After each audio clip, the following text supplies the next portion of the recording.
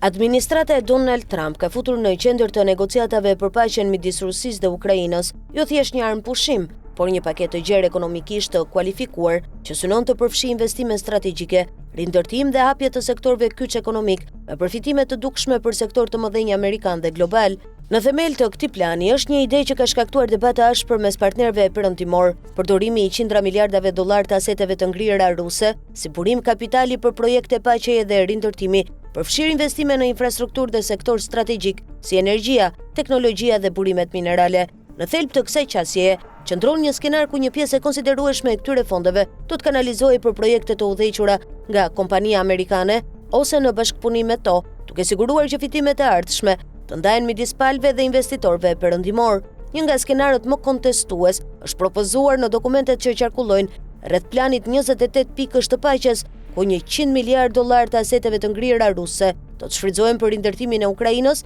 në udhëheqjen amerikane, ndërsa të tjerat synohen për projekte të përbashkëta ekonomike midis SBA-s dhe Rusisë, me synim interesa të përbashkëta që krijojnë nxitje për paqe afatgjatë. Në këtë kontekst, qendra bërthamore e Zaporizhjas është përmendur si një nga vendet ku mund të investohet, përfshirë edhe ndërtimin e një qendre të madhe të dhënave që do të funksionojë me energjinë e saj, duke hapur mundësi të reja për kompanitë teknologjike dhe financiare amerikane. Për te aseteve të ngrira, një pjesë tjetër e skemës lidhet me kompaninë ruse të naftës Lukoil, e cila nën presionin e sanksioneve perëndimore po detyrohet të shes asetet e saj ndërkombëtare me çmime të ulta. Asetet në fjalë që përfshin rafineri, fusha nafte në Irak, Kazakistan dhe rrjete shpërndarjeje në Evropë vlen rreth 22 miliard dollar, por nën kushtet e presionit të sanksioneve, ato mund të kalojnë në duar të huaja me çmime simbolike. Kjo nismë ka ngjallur alarm tek partnerët evropian, të cilët prej kohësh kritikojnë idenë e rivendosjes së importit të energjisë ruse dhe kanë argumentuar se çlirimi apo manipulimi i aseteve ruse